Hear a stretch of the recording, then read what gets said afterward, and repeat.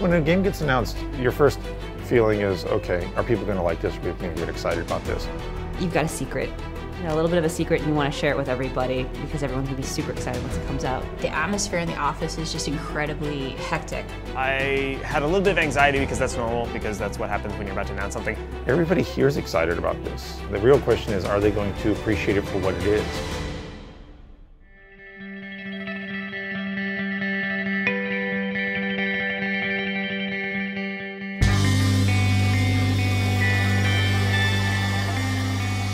The things that we think about and get really anxious about in the continuation of, you know, such a big franchise like Borderlands is always are we providing something in the game that fans are going to react to and want? Sometimes I'm a little nervous that people will look at this and say, why isn't it Borderlands 3? Because we wanted to tell more stories that take place in the world that's here. And also between Borderlands 1 and Borderlands 2, we're trying to give them something for everyone who still has their consoles and still wants to play more Borderlands, you know? I have no idea. Because I know we wanted to do something with the Bandit Bus. That was always the intent there, was that they made something. This takes place chronologically after Borderlands 1. That could literally be the blue bus from Borderlands 1. They just stole it, or however. Okay. The idea that they somehow got a hold of that bus and then threw bandit crap on top of it is pretty good. The idea for the pre-sequel basically came about where Randy Pitchford worked something out with 2K where we wanted to make another Borderlands game, but also wanted to be able to work with 2K Australia to make it, basically, something that we wouldn't make entirely internally. They'd finished up BioShock Infinite, and they had some bandwidth. They wanted to know what their next big adventure was. We felt like there was just a lot more that we could be doing in the Borderlands universe, and the idea of another standalone experience had come up. It really came from a sort of mutual momentum to the logical place of what can we do that would be fun and cool, tell a cool story, and let us work with these really great guys in Australia.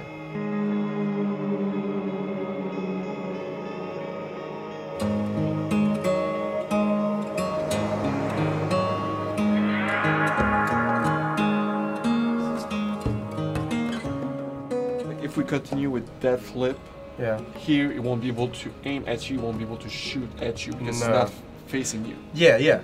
Well, that's fine though, because that was the original problem that we were having. If we tried to turn him around, he would wig out of it. It's the AI component only supports 3. That's so what I start, thought. a loop, and an end.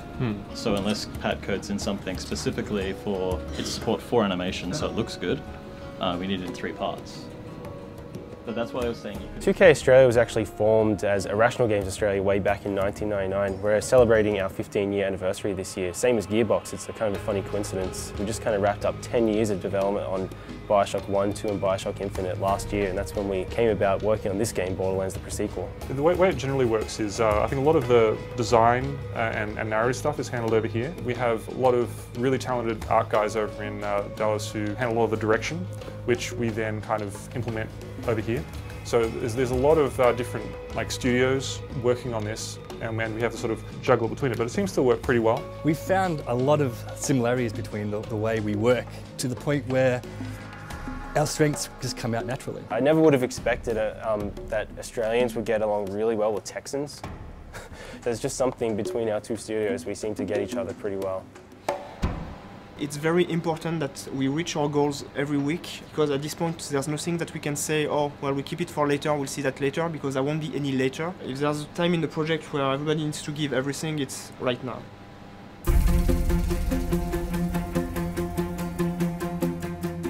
Gearbox is enabling Australia to really bring their creative vision to it, but Australia is respecting the experience and everything that Gearbox has done to build the brand. I mean, I am happy to take some credit for Borderlands generally existing. I'm actually really proud of that. But it doesn't exist without Gearbox and the team, the people. And there's some really cool stuff that shows up every day. You go peek over someone's shoulder or wander in the designer room and see somebody building something that I never thought of, never imagined. It's 2 great teams working on this project, doing some really, really fun and cool stuff.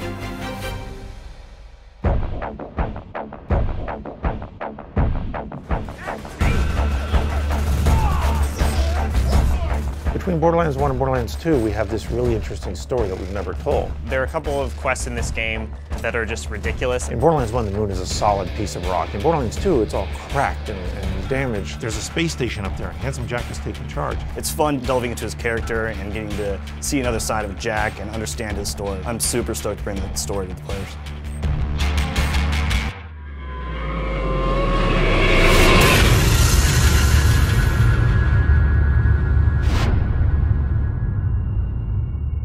You can't